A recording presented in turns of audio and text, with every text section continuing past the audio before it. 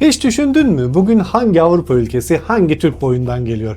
Gelin Avrupa haritasına bir göz gezdirelim. Bunlar dağıldı ama izleri kalmadı diyorsanız çok yanılıyorsunuz. Onlardan sonra gelen Türk boyları bugün Avrupa coğrafyasının kaderini yeniden yazdı.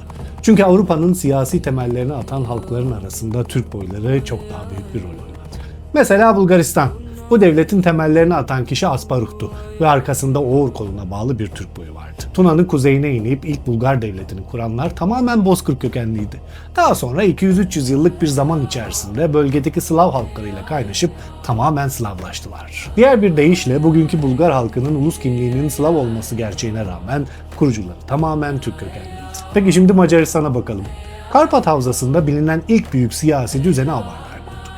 Bu devlet Bozkır kökenli bir Türk topluluğuydu. Yüzyıllar boyunca bölgenin askeri ve siyasi çerçevesini Avarlar belirledi. Daha sonra Fin-Ugor kökenli Macar toplulukları aynı coğrafyaya yerleşerek kendi devletlerini bu mirasın üzerine inşa ettiler. Hungary adı bile Ogur boyunun adından türedi. Özetle bugünkü Macaristan topraklarında yaşayan Macar halkı elbette Türk değil. Ama Macaristan'ın tarih sahnesine çıktığı bu topraklarda ilk büyük devletleşme sürecinin arkasında Türk boylarının izi vardı. Kısaca Macarlar Türk etkisiyle devletleşmişlerdi. Peki Avrupa'nın geri kalanı? Türk boylarının izleri Bulgaristan ve Macaristan'la sınırlı değil. Bu hikayenin devamı Romanya'dan Ukrayna'ya kadar uzanıyor. Onu da bir sonraki videoda konuşacağız. Bu arada diğer Türk tarihi ve mitolojisi videolarını seyretmek için de kanala abone olabilirsiniz.